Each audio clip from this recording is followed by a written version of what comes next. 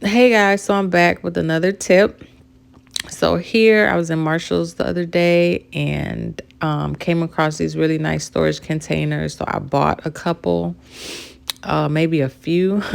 I bought about, it was a 14 piece. It was two different sets and it was about 14 in total.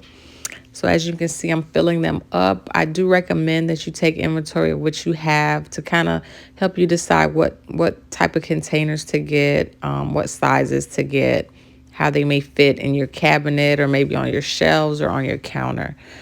So here I am filling them up, as you can see here, with different items. This is not even half of my supplies, but it's a start. I am trying to get my cake life together.